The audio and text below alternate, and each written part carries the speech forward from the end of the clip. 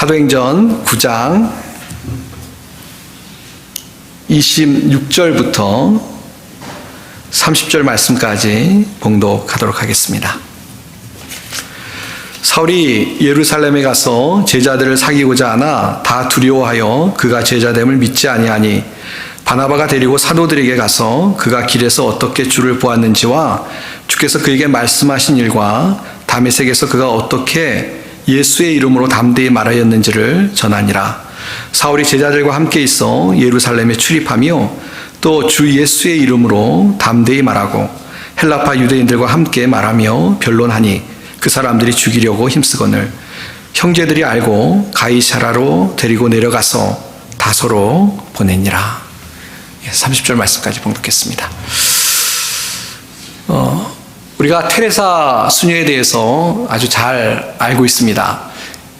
우리가 테레사 수녀하면 카톨릭 수녀이기 때문에 우리가 거리가 있다라는 생각을 가질지도 모르겠습니다만, 그러나 정말 모든 사람들이 존경하는 그런 사람이었음이 분명하고요.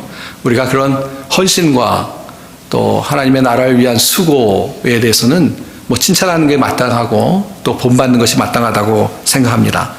이 테레사 수녀가 세운 사랑의 선교회는 세계 95개국에 200여 개의 도시에 445개의 구호기관을 갖고 있는, 그리고 2,500명의 이 수녀들이 또 수천 명의 봉사자들이 수고했던 그런 참 아름다운 단체였습니다. 그래서 아시는 것처럼 1979년에 노벨 평화상을 수상했고요. 1997년에 세상을 떠날 때는 한 150만 명의 추모 인파가 모이고 20여 개국의 그 나라로부터 이 사절들이 방문해서 인도 국장으로 그렇게 장례를 치루었다고 합니다. 그렇게 훌륭한 일을 했기 때문에 많은 사람들이 추모하고 또 존경했던 것으로 생각이 됩니다.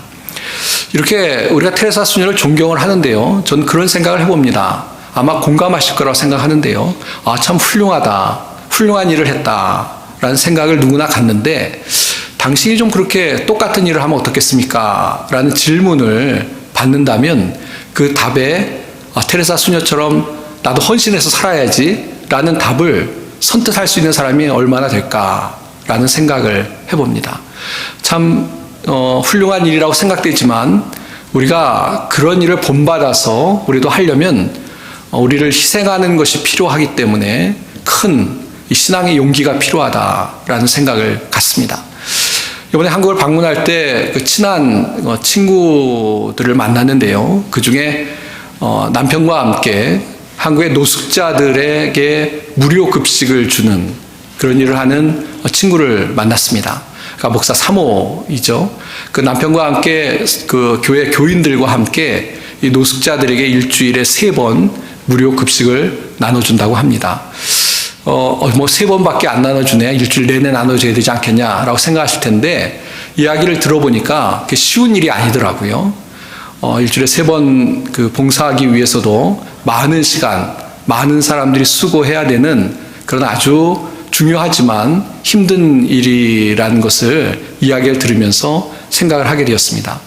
더군다나 참 감사하고 놀라운 것은 저는 무슨 이렇게 후원을 좀 받고 어떤 국가적인 데서 이렇게 서포트를 해서 지원을 받아서 봉사하는 줄 알았더니 그게 아니라 그곳에 봉사하는 사람들이 그 무료 급식을 하기 위해서 자기들이 자기 직장에서 일을 해서 자기들이 그러니까 봉사만 할 뿐만 아니라 그 물질적인 것까지도 자기들이 수고한 것을 가지고 봉사를 한다고 합니다. 물론 그것을 알고 후원하는 곳도 있습니다만 기본적인 원칙은 뭐냐면 자기들의 후원금을 가지고 또 봉사까지 시간을 들여서 봉사하는 것이 원칙이다라는 이야기를 들었습니다. 정말 친구지만 존경스럽고 훌륭하다는 생각이 들었습니다. 특별히 지금 경제적으로 많이 어려운 때에 많은 사람들이 힘들어하는데 정말 중요한 사역을 하고 있구나, 그리스도의 사랑을 말로만이 아니라 실천하는 그런 모습이 정말 존경스럽다라는 마음을 갖게 되었습니다. 근데 그 생각을 가지면서 나도 그런 일을 좀 해야 되지 않겠나 생각을 갖는데 여러 가지 이렇게 계산을 이렇게 하게 되고 그러면서 참 이런 훌륭한 일을 하는 데는 자신을 희생해야 되고 또 그렇기 때문에 믿음의 용기가 필요하다라는 것을 다시 한번 새삼스럽게 생각하게 되었습니다. 뭐 지금도 돌아와서도 마찬가지인데요. 그런 좋은 일을 했으면 좋겠다라는 생각을 가지면서도 그 일을 위해서는 뭐 이것저것 생각할 게 많이 있죠. 그러나 더 중요한 것은 기본적으로 이 용기를 가지고 결단을 내릴 수 있는 그런 용기를 가지고 결단 내리는 것이 필요하다라는 생각을 가지게 됩니다. 그렇습니다. 우리가 뭐 좋은 일을 하거나 뭐 좋은 일이 아니라도 인생에 중요한 어떤 선택을 하거나 또 특별히 신앙으로 살아가기 위해서 하나님의 말씀에 순종해야 될 때 우리 가운데 이 믿음의 용기가 필요한 그런 경우들이 있음을 다시 한번 생각해 보게 됩니다. 용기가 없으면 못해서 마음은 있지만 생각은 있지만 못하게 되는 것들이 얼마나 많은지 다시 한번 생각해 보게 된다는 것입니다. 오늘 성경 말씀에 우리가 신앙의 사람들 몇 사람을 함께 살펴보려고 합니다. 특별히 어디에 초점을 맞추냐면 이 신앙의 사람들의 보여주었던 신앙의 용기라는 부분에 좀 우리가 초점을 맞춰서 하나님의 말씀을 살펴보고 그것이 우리 모두에게 도전이 되어서 우리가 하나님의 말씀에 순종하며 살아갈 수 있는 그런 용기 있는 결단들이 우리 삶에 있기를 바라봅니다. 먼저 우리가 생각해 볼 사람은 아나니아입니다. 우리가 읽은 오늘 본문 앞에 소개되고 있는 사람인데요. 우리가 읽지 않았었는데 이 시간 그 한 구절만 읽어보려고 합니다. 이 13절 말씀을 읽어보겠는데요. 그러니까 9장 13절입니다. 아나니아가 대답하되 주여 이 사람에 대하여 내가 여러 사람에게 듣사온즉 그가 예루살렘에서 주의 성도들에게 적지 않은 해를 끼쳤다 하더니 라는 말씀인데요. 이 말씀을 이해하기 위해서 잠깐 설명을 드리면 이렇습니다. 사도 바울이 하나님의 일을 하기 전에 이제 예수님을 만나는 그런 놀라운 경험을 하게 됩니다. 이미 지난번에 설교 말씀드렸기 때문에 다시 한번 말씀드리지 않겠습니다. 그래서 다메섹 도상에 가다가 예수님을 만나서 이제 인생이 바뀌는 그런 경험을 하게 되는데요. 그때 이제 이 다메섹 도상에서 예수님을 만나고 나서 이 사울이 뭐 바울이라고 해도 좋고요. 눈이 잠시 멀게 됩니다. 그래서 이제 이제 어떤 예수를 만나고 나서 그런 어떤 변화를 경험하고 있는데 이 사울을 주었던 사람이 누구냐면 바로 이 아나니아였습니다. 근데 이 아나니아를 이 다메섹에서 하나님께서 이제 사울을 인도하도록 부르실 때 사실 아나니아 입장에서는 상당히 곤욕스러운 하나님의 부름이었습니다. 지금 13절에 읽었던 것처럼 예루살렘에서 예수님을 믿는 성도들에게 많은 해를 끼쳤다라는 이 소식을 이미 아나니아가 알고 있었다는 것입니다. 이미 사울이요, 예수 그리스도를 믿는 사람들을 핍박하고 그래서 원수와 같은 사람이었다는 걸 알고 있는데 지금 하나님께서 주신 말씀은 무엇이냐면요, 가서 사울을 인도하라는 것입니다. 그러니까 사실 이 아나니아 입장에서는 지금 하나님 앞에도 어떻게 보면 약간 그런 어떤 뭐라고 할까요? 마음의 솔직한 표현을 하고 있지 않습니까? 아나니아 입장에서는 받아들이기 쉽지 않은 하나님의 말씀이었다는 것입니다. 어떻게 보면 우리가 이 아나니아 입장으로 생각해 본다면 사울이 어떤 변화되었다는 것을 알지 못하는 상황일 수 있고요. 또 뭐 그렇게 예수를 만났다는 이야기를 듣는다 할지라도 쉽게 그것을 받아들이고 사울을 인도하기에는 여러 가지 미심쩍을 수 있는 그런 상황이었다라고 뭐 추측해 볼 수 있는 것입니다. 자, 그럼에도 불구하고 이 아나니아가 하나님의 말씀을 들었을 때 여러 가지 인간적인 정황상으로는 어려운 환경이었지만 그러나 어떻게 하고 있냐면 바로 17절 말씀인데요.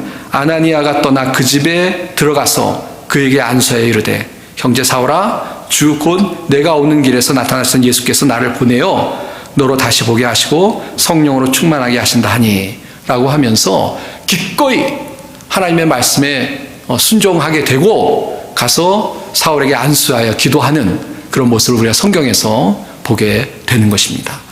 그러니까 이 마음의 인간적인 생각으로는 여러 가지 충분히 하나님의 말씀에 거절할 수 있는 상황이었습니다만, 그러나 믿음으로 하나님의 말씀에 순종해서 하나님 말씀대로 가서 그 집에 들어가서 안수 기도하는 그런 아나니아의 모습을 우리가 성경에서 확인하게 된다는 것입니다.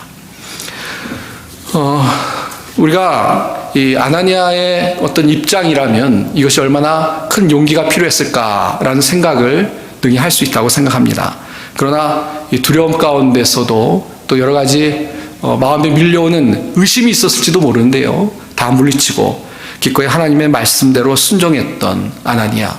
믿음의 용기가 필요했지만 믿음의 용기를 내서 하나님의 말씀에 순종했고, 또 그런 아나니아의 순종이 있었기 때문에 결국 사울이 하나님의 이 사역자들 가운데로 이렇게 들어오게 되고, 그리고 하나님의 인도하심을 받아서 우리가 잘하는 것처럼 복음을 증거하는 위대한 하나님의 사람이 될 수 있었다라고 이해할 수 있을 것입니다.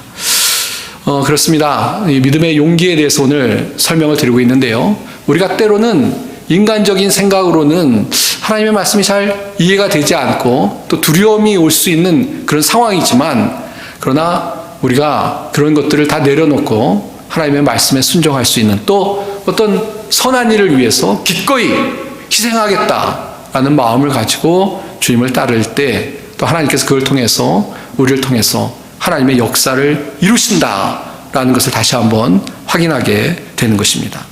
그 다음에 이제 또 등장하는 사람이 또 있습니다. 바나바인데요. 오늘 읽은 본문의 말씀인데, 이 사울이 예루살렘에 가서 그 예수를 믿는 제자들과 교제를 나누고자 했습니다. 자, 그러나 이거 쉬운 일이 아니죠. 왜냐하면 사울이 이제 이 다메섹 도에서 예수를 만났다는 소문이 전해졌을지 모르겠습니다만, 그러나 그 전에 사울은 아주 철저한 예수 믿는 사람들의 원수였기 때문에 사실 금방 사울이 바뀌었다라는 것을 믿기에는 어려웠을 거라는 생각을 갖습니다. 이건 추측입니다만, 이 사울이 더 많은 해를 끼치기 위해서 무슨 이 함정을 파고 사람들을 속이는 거 아니냐라는 생각을 하는 사람도 있지 않았을까라는 생각을 갖습니다. 잘못했다가 거기 말려 들어가지고 해를 당할 수도 있지 않겠냐라는 그런 생각과 두려움이 사람들 가운데 있을 수도 있었겠다라는 생각을 갖습니다. 또 때로는 굳이 내가 가서 이 사울과 이 바울과 교제를 나눠야 될까라는 그런 어떤 생각을 가진 사람도 있지 않았을까라는 생각을 해봅니다. 물론 이건 추측입니다만 충분히 가능한 그런 추측인 것입니다. 자, 근데 이런 상황 속에서요, 이 사울이 예수님의 제자들과 교제하기에 쉽지 않은 상황 속에서 이 상황을 변화시키고 이 상황에 이 사울을 제자들과 연결해 주었던 그런 사람이 있습니다. 그 사람이 누구냐면 바로 바나바인 것입니다. 그래서 다시 한번 본문 보시면 26절부터 좀 보시면요, 사울이 예루살렘에 가서 제자들을 사귀고자 하나 다 두려워하여 그가 제자됨을 믿지 아니하니, 다 두려워했다고 합니다. 자, 근데 27절 보시면요, 바나바가 데리고 사도들에게 가서 그가 길에서 어떻게 주를 보았는지와 주께서 그에게 말씀하신 일과 담에서 그가 어떻게 예수의 이름으로 담대히 말하였는지를 전하니라 그랬습니다. 이때 다 두려워해서 제자들이 두려움 가운데 있을 때 이 두려움이 바나바에게도 있었을 거라는 생각이 듭니다. 그러나 그 두려움을 물리치고 믿음의 용기를 내어서 사울에게 손을 내밀고 또 사울을 이끌고 제자들에게 가서 교제할 수 있도록 인도했던 사람이 있었는데, 바로 그 사람이 바나바였다는 것입니다. 그래서 그 바나바의 이런 용기 있는 행동을 통해서 어떤 일이 일어납니까? 결국 이 사울이 제자들과 함께 있고 교제를 나누게 되고, 그리고 그 다음부터 정말 하나님의 복음을 전할 수 있는, 그 앞장서서 복음을 전할 수 있는 그런 바울로 바뀌어서 우리가 그 이후에 이제 사도행전을 보면서 이방인의 사도로서 복음을 증거했던 그런 사울의 모습을 보게 됩니다. 아마 어떻게 보면 제자들과 교제가 없었다면 훨씬 더 복음을 증거하는 게 좀 힘들었지 않을까 하는 생각을 갖습니다. 선교팀을 만들어서 이제 사역을 해야 되는데요. 그러나 이런 바나바의 신앙의 용기, 또 어떤 사랑의 배려를 통해서 하나님의 사역이 이루어지는 역사가 있었다라고 우리가 생각할 수 있는 것입니다. 참 이게 쉽지 않은 일인데요. 제가 이번에 한국 가서 이제 만난 사람들 중에 이 청년들이 좀 있었습니다. 근데 결혼을 나이가 많은데 하지 않아가지고 어떤 목사님 저보러 좀 중실을 쓰라 이런 얘기를 하시는데 제가 과거에 몇 번 했다가 좀 실패를 해가지고 좀 조심스럽습니다. 참 중매한다는 게 쉽지 않더라고요. 사람을 소개한다는 것은 참 쉬운 일은 아니다라는 생각을 갖습니다. 잘못하다가 정말 뺨 맞기 딱 좋은 일이 아닌가, 사람을 소개한다는 것이 그런 생각을 갖는데요. 이 바나바 입장에서는 어떻게 보면 굳이 나설 필요 없는 것이죠. 괜히 사람들에게 오해를 살 수도 있고, 또 귀찮아하는 사람 같으면 귀찮다라고 생각할 수도 있고, 또 잘못하면은 자기 때문에 정말 이 사도 사울이 그렇게 변심한 것이 아니라면 큰 파장을 갖고 올 수도 있는 여러 가지 복잡한 생각을 할 수 있는 상황인데요. 그러나 어떤 이 사울의 진심을 이해하고 또 일어났던 일에 대해서 어떤 신앙적인 분명한 깨달음을 가지고 용기를 내서 이 사울에게 다가가고 또 사울을 제자들에게 소개하는, 그다음에 믿음의 용기와 결단을 통해서 하나님의 일을 감당하는 사람이 되었다라는 것을 우리가 이해할 수 있게 되는 것입니다. 그래서 그 결과 31절, 32절에 나옵니다만 하나님의 역사들이 일어나는 31절이죠. 진행하여 수가 더 많아지니라 그랬는데요. 하나님의 놀라운 일들이 일어나는 것들을 우리가 볼 수가 있는 것입니다. 자, 한 사람만 더 좀 생각해 보면요. 오늘 본문의 말씀에 이제 바나바가 나왔는데, 근데 사실 오늘 본문의 말씀에 또 용기 있는 어떤 결단을 통해서 하나님의 놀라운 일을 감당하는 사람이 한 사람 더 있습니다. 누구냐면 바로 바울이었습니다. 이 27절, 29절 말씀 보시면요. 예수의 이름으로 담대히 말하여 있는지를 전하니라 라는 구절이 있는데요. 이것은 누가 전했냐면 이 바울이 그렇게 복음을 전했다라는 것입니다. 그러니까 이 변화된 바울이요, 이제 변화가 되어서 하나님의 말씀을 담대히 전하는 것을 분명히 이야기하고 있는 것이고요. 또 29절 보시면 또 주 예수의 이름으로 담대히 말하고, 이 담대가 또 나오네요. 헬라파 유대인과 함께 말하며 변론하니 그 사람들이 죽이려고 힘쓰거늘 그랬습니다. 누가 그랬냐? 이 바울이 그러는 것이죠. 바울이 예수님을 만나고 나서 그 다음에 그 만난 예수님을 담대히 증거했다는 것입니다. 이 담대히란 말을 두 번 쓴 것은 아마 상황이 어려웠기 때문에 그런 것 같습니다. 그 당시에 예수 그리스도를 증거한다는 것이 쉬운 일이 아니었기 때문에 그런 어려운 상황 속에서도 비겁하게 물러서거나 한 것이 아니고 주눅이 들거나 그런 모습이 아니고 정말 담대히 복음을 증거했다라고 성경에서 강조하고 있는 것을 볼 수 있다는 것입니다. 그러니까 사도 바울이 용기를 낸 것이죠. 믿음의 용기를 내어서 상황은 어렵고 복음 증거하는 것은 어려운 상황이지만 그러나 복음을 담대히 증거했다라고 성경이 말씀해주고 있는 것입니다. 그러니까 세 번째 우리가 생각할 수 있는 사람은 사울인데요. 믿음의 용기를 내어서 어려운 상황 속에서도 예수 그리스도를 증거하는 그런 사람이었음을 우리가 다시 한번 이 말씀 통해 깨닫게 되는 것입니다. 사실 이 사울이 복음을 증거할 때 변절자라든지 배신자라든지 그런 욕을 엄청나게 먹었을 거라고 생각이 듭니다. 충분히 이해할 수 있는 것이죠. 그동안 예수 그리스도를 핍박하던 사울이었기 때문에 이 배신자라는 그런 욕을 외부에서 들었을 것이고요. 또 내부적으로는 아직 그 제자들이나 예수를 믿는 사람들도 저 사람 정말 믿을 수 있어라는 그런 어떤 의욕이 있었을 거라고 생각이 듭니다. 그런 상황 속에서도 주눅이 들지 않고 담대하게 복음을 증거했던 그런 사울이었음을 우리가 알게 되는 것입니다. 사실 그렇습니다. 우리가 이 사울의 모습을 통해서 다시 한번 이 신앙으로 산다는 것은 용기가 필요하다는 생각을 갖습니다. 복음을 증거하기 힘든 상황 속에서도 또 뭐 주변에서 뭐라고 얘기하건 상관없이 예수 그리스도를 증거할 수 있는 이런 사울의 용기 있는 또 복음 증거하는 모습이 우리에게도 도전이 돼야 될 줄 믿습니다. 그러니까 우리 신앙생활을 한다는 것은 우리가 몇 사람 살펴봤습니다만 이런 믿음의 어떤 용기를 가지고 결단을 내리고 내가 나에게 피해가 되고 또 뭐 이런 어려움 속에 뭐 오해를 받을 수도 있고 그러나 내가 손해가 날지 모르지만 그럼에도 불구하고 하나님의 말씀이기 때문에 또 하나님의 뜻이기 때문에 내가 순종하리라 라는 결단을 내리고 주의 말씀에 순종하는 그런 어떤 신앙의 용기가 우리에게 필요하다는 것을 이런 믿음의 사람들을 통해서 깨닫게 되는 줄 믿습니다. 사랑하는 성도 여러분, 우리 성도님들은 어떠십니까? 정말 하나님께서 말씀하실 때 그것이 하나님의 뜻이고요. 그것이 정말 옳은 일이고 아름다운 일이고 선한 일인 것을 분명히 알 때 그것이 뭐 귀찮아서 아니면 사람들의 눈치가 보이기 때문에 또 그것이 나에게 손해가 될지 모른다는 생각 때문에 주저앉거나 회피하는 그런 모습으로 살아가는 성도님들은 아니신지 다시 한번 각자를 점검해 보시길 바랍니다.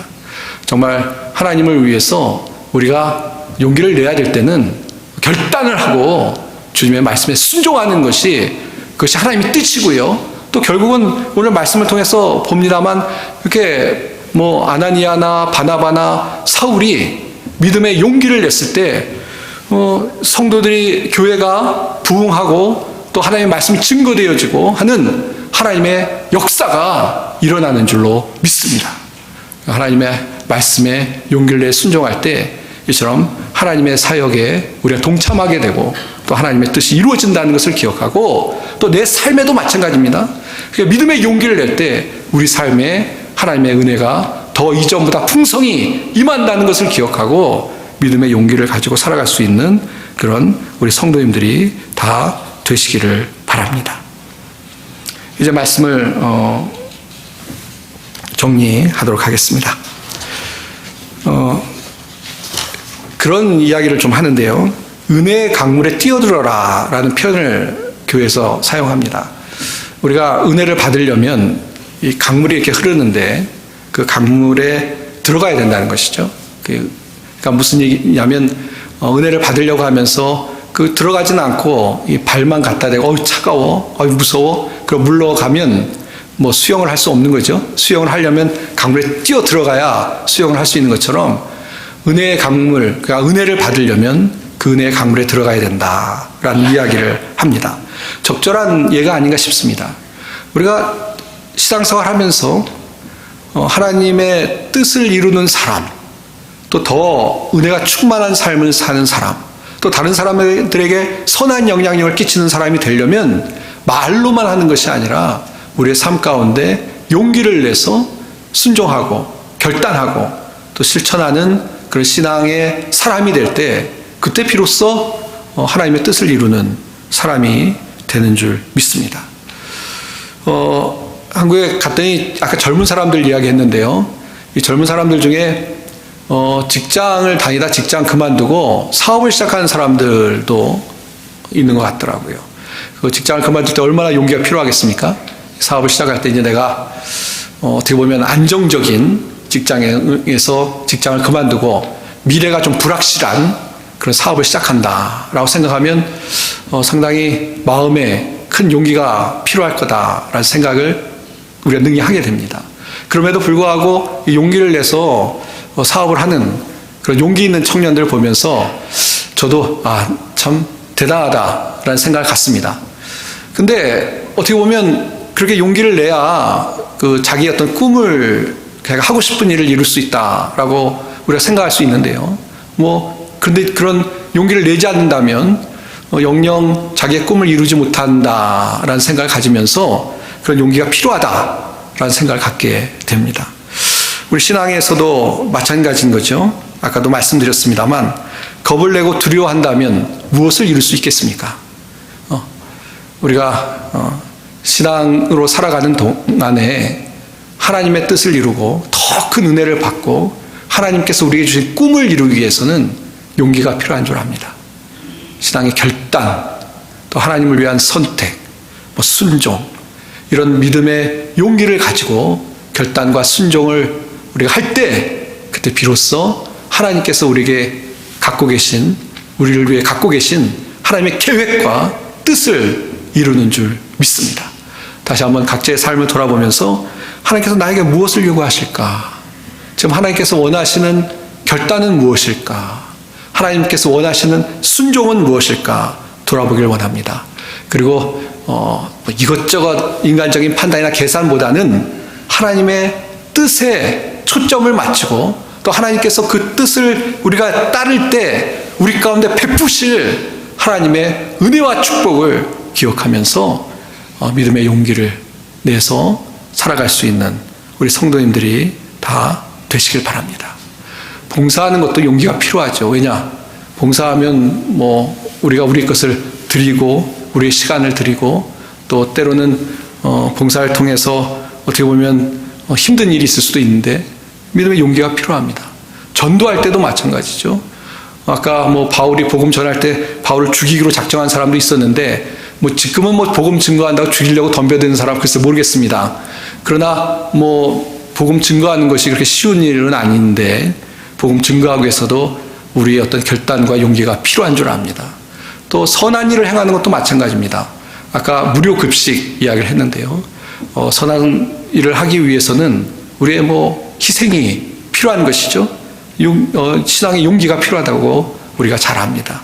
그러나 그런 용기가 필요할 때 용기를 내는 사람이 있고 후퇴하는 사람도 있습니다. 그러나 믿음의 용기를 내는 사람, 하나님 안에서 하나님 의지하고 믿음의 용기를 내는 사람을 하나님께서 복 주시고 은혜 주실 줄 믿습니다. 믿음의 용기를 가지고 날마다 살아가서 하나님의 더 큰 은혜와 축복을 누리는 우리 모든 성도님들이 다 되시기를 주님의 이름으로 축원드립니다. 기도하겠습니다. 하나님 아버지, 은혜와 사랑을 감사합니다. 오늘 말씀을 통해서 믿음의 용기를 내고 그래서 하나님의 말씀에 순종했던 하나님의 사람들의 모습을 보았습니다. 하나님, 저희가 살아가는 동안 여러 가지 우리의 믿음의 연약함과 또 미래에 대한 불안과 염려와 또 불신앙 때문에 물러서는 저희들이 되지 않게 하시고 은혜의 자리로 담대히 나아가며 믿음의 결단을 가지고 살아가는 저희들의 삶이 되게 도와주시옵소서. 저희가 약해서 생각은 하지만 못할 때가 많습니다. 주의 성령께서 우리 마음에 찾아오사 우리를 붙잡아 주시고 하나님의 말씀에 온전히 순종하며 살아갈 수 있는 담대한 믿음을 주시고, 그렇게 살아감을 통해서 하나님께 영광을 돌리는 우리 모든 성도들이 다 될 수 있게 축복하여 주시옵소서.